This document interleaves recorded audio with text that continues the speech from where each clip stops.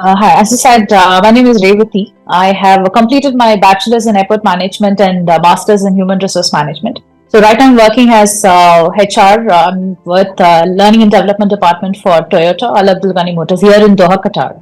So when I kind of completed my bachelor's degree and I was working in airport as a ground service staff, and then I later moved to HR department within the company itself. I was part of Qatar Airways before.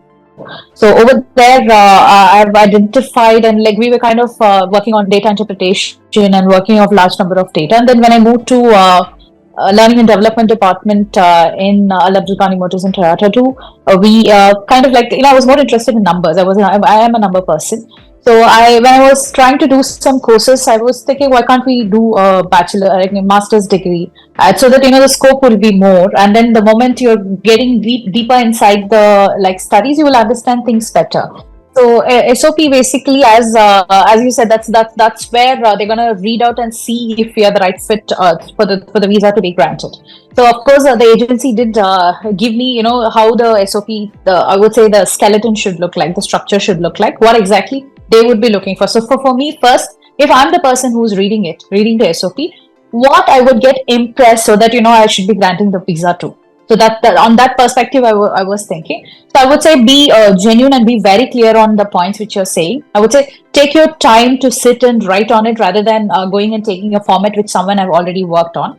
So do sit and write on your own and see what. For example, if I was going to Ireland, as I said, I really wanted to do full-time college in abroad for a longer time, which I was not able to. So I did mention that, saying like, what I really wanted to like study, that eagerness to study, and again be in a classroom environment and interacting with the lecturers. And then this is exactly the course I'm looking for. And I did do the groundwork that if I'm going to come back to my country, this is where this pay scale I'll be landing it. And I did research that in if I'm going to come back to the same country which I'm working in, this will be the pay scale I'll be landing it. So all those things did, like being very genuine on like what is your expectation, that did help me.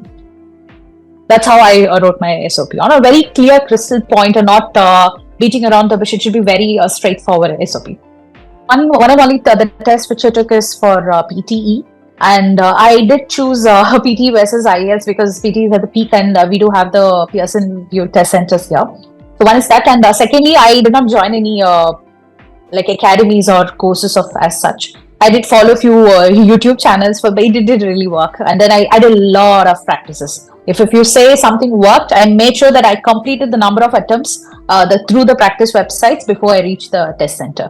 And then because we have been already working outside, so it like approaching it practically, and then understanding how the PTE system worked helped me better to score more. So things to keep in mind is again financials. Keep it very clear and keep all the financial documents strong.